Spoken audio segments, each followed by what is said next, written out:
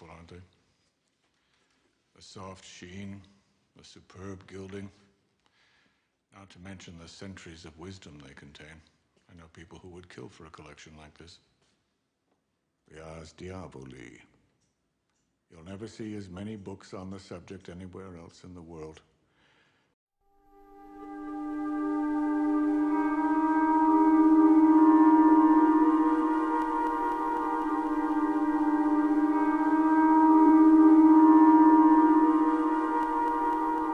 Hello, welcome to Chris Gilbert. This is my video channel.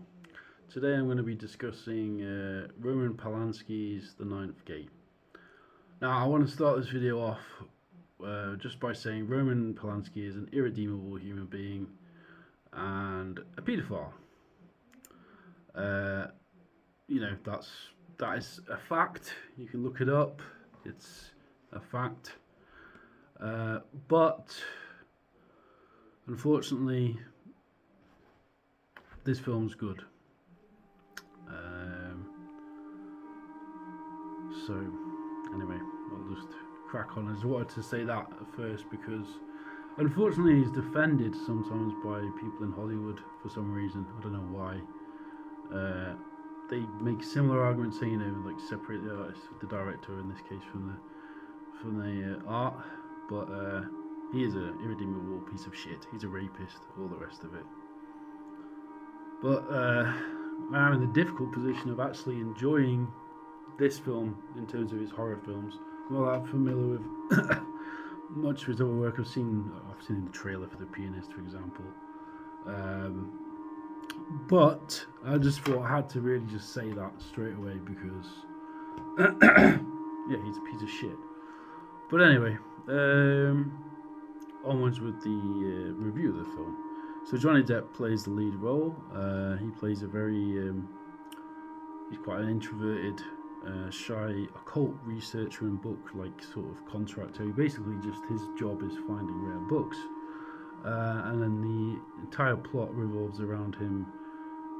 There's this murder at the start, and he's been called in to basically find this book by this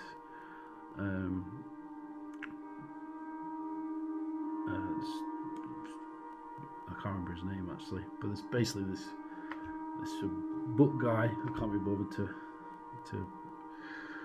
remember the name, but basically this guy wants him to find this rare book, which is rumored to summon the devil.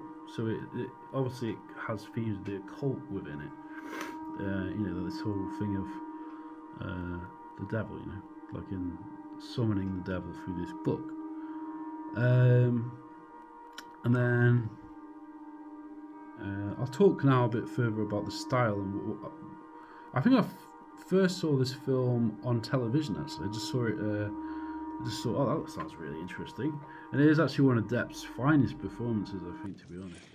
You said you're a double-dealing, money-grubbing bastard. I thought he had that deal sewed up.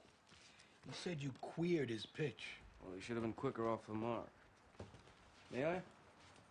Sure. And he said your evaluation was way over the top. Got those people coming out in a rash. Now they're asking twice what those books are worth.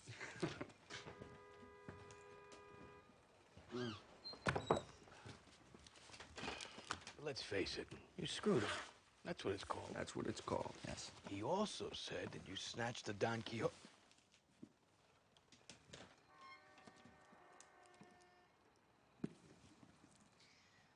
You bought a Don Quixote 1780. All 4 volumes. Son of a bitch. Fantastic. Fantastic. You are the best. That client of yours, the Swiss, you think he'd still be interested in this edition? I'll have Witkin on my ass. I already told him I had no part of this operation. Except 10%. 20%. The Swiss was my client. No deal. 15 for my children's sake. You don't have any children. I'm still young. Give me time. Definitely one of his.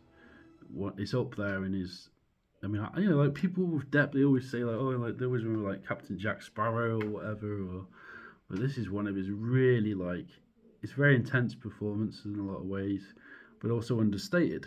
And that's the power of his performance in this film, I think, is the fact that it's it's understatement. It's not.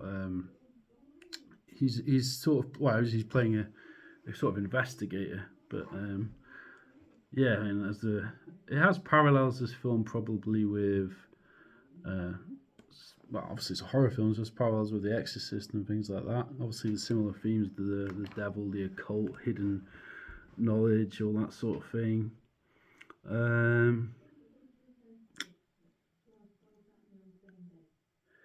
I don't want to have too many spoilers, so I'm not gonna. I want to try and avoid that. Obviously, there is a woman who comes into it who's quite mysterious character, who is much discussed, online and everything about who is she. Now I'm gonna just say the obvious because everyone who's seen this film a few times will have. She's either just a student who's researching it.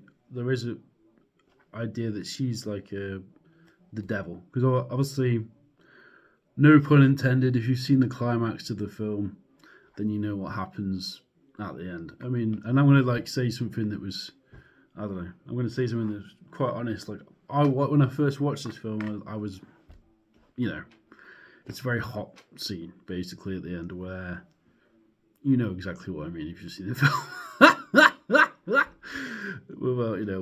I'm blushing now, but yeah, it's yeah. Is that? I mean, in a way, you could say that's a sort of like cliche, like devil woman sort of thing, like. But it is what it is. But yeah, this film definitely did stick in my memory. Like, and as a lover of books myself, I found it very captivating in the sense of it's a film that's primarily about the power of books, really.